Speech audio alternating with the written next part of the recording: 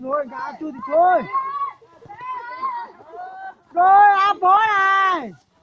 Bông. Bông. Rồi chân Hải. Viên nữa. Cả đi, chơi đâu. Ê, cả đâu. Một thằng đâu. Kia là mau nên ơi là can. Nên kia là mau.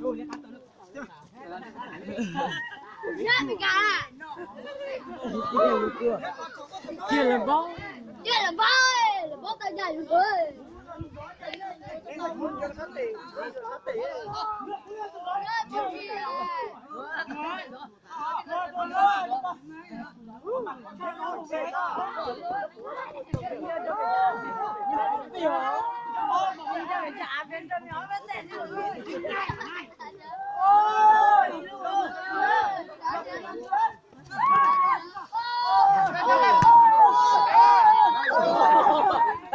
Mai cô kia to.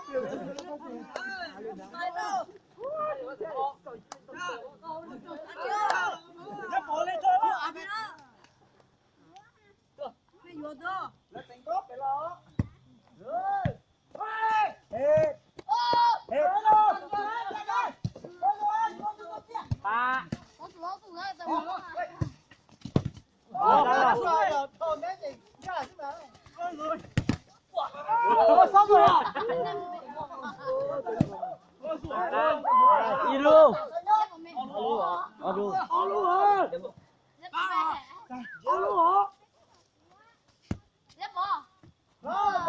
Bê luôn.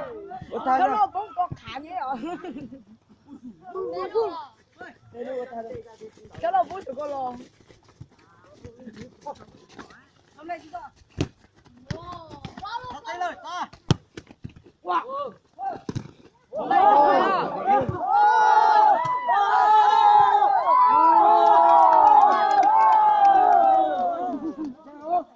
Đi ra bồn cái hố. Cái mông lo.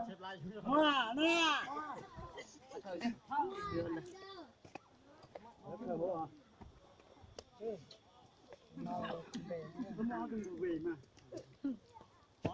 Rồi tụi tìm bảo với chơi sắp lơ nhau bên lối giỏi kê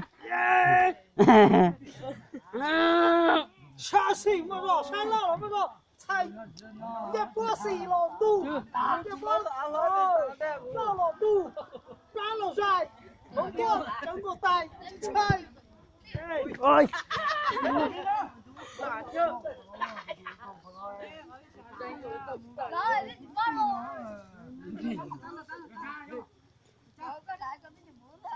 nó đó à em nói lưu chỉ cho kiểu nó chỉ nó Nước Cùi thôi con ạ.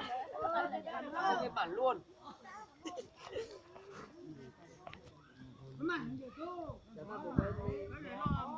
đúng rồi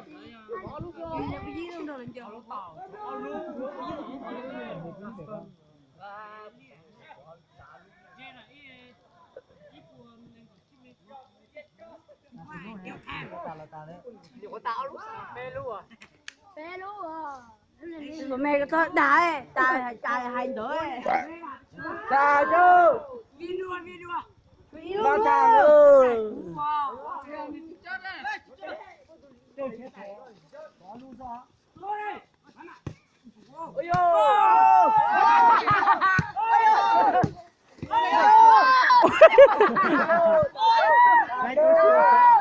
cái cơ mà mình này mình ca Có một quả nữa. ta ơi Phải luộc cái đấy. ta chắc là chỉ nên cho tụi mình chưa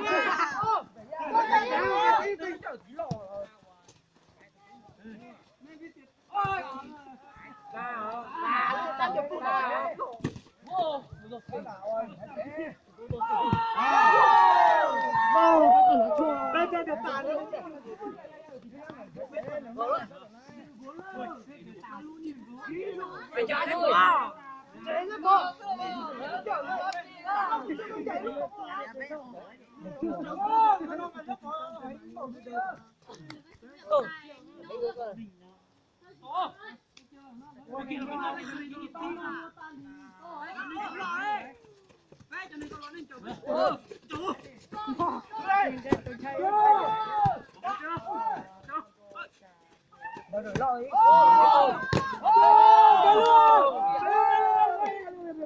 ôi dễ này chỉ chọn đồ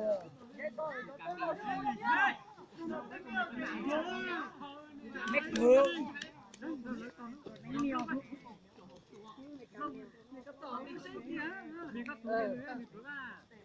em nói chỉ bơi nó nói tiền sao có về đi